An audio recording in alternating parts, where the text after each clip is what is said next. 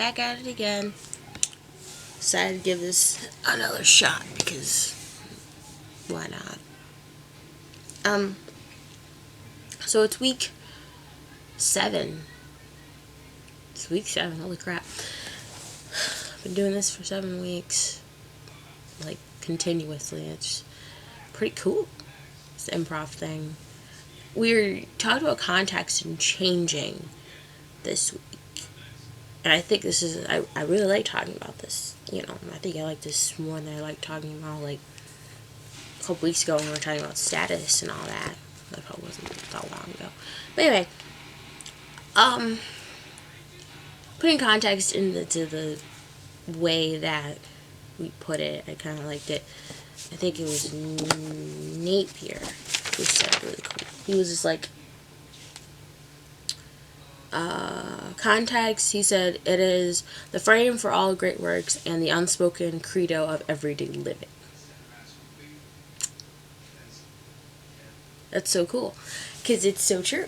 Like, you never, it's kind of like your context is just your kind of the unspoken rules of everything that goes on. Not only, well, it's spoken when you're doing scene work and improv, but it's unspoken in just life in general. I was like, interesting. There, and you know, when you're gonna be in a scene, you gotta know what the context is. You gotta know what, if something's already been established, you know what's been established, and then go with it. You gotta yes and it, because otherwise you kind of be going off the handle and doing things that don't quite make sense. And that's, you know, not that funny.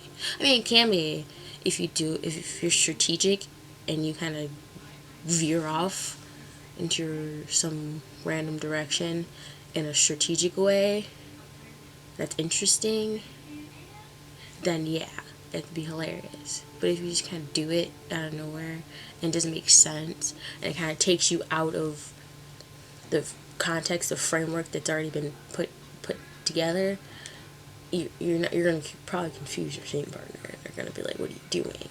I mean, they're going to roll with it because it's, you know, that's what you do, but your audience is going to kind of look at you like, what's going on? And you don't want to confuse your audience. You want to make them laugh by confusing. You confuse your scene partner a little bit. That'll probably be funny. As the characters, one character flips the script and makes the other character really confused. That'll probably be funny. But it has to be done strategically. It has to be done well. So I don't know. I like context because it's really important to know what the context of a situation is when you walk into it, so that you can adjust accordingly, which goes into what we were talking about, change. Always be changing, because human beings are always changing. Life is always changing, and nothing is ever static. Nothing's ever the same. Exactly the same. I mean, it doesn't stay that way for very long. Something rocks the boat, and you know, really, really good, you know, stories in general have some sort of change with them. The characters, between characters, as far as relationships. So it's hard to kind of do that in 3 to 4 minutes with a short improv scene, but it can be done, and it can, you know, you just gotta learn how to do it, when to do it, and have a purpose behind it, because change does facilitate action, but it's not meaningless. It has a purpose. There's a reason why your character changed and became something else. And it sounds hard to do in 4 minutes. It sounds hard to me doing 4 minutes, but I mean, it can be done. Well, I don't know. That's just my thoughts on this week. I can't wait for next week. I'm excited. Yeah, I am. We have another test, which I'm like, that's my I'm excited but unsure face. Oh God. So if you see me make that face, I'm really excited, but I have no idea what's going on. For sure. So help me out.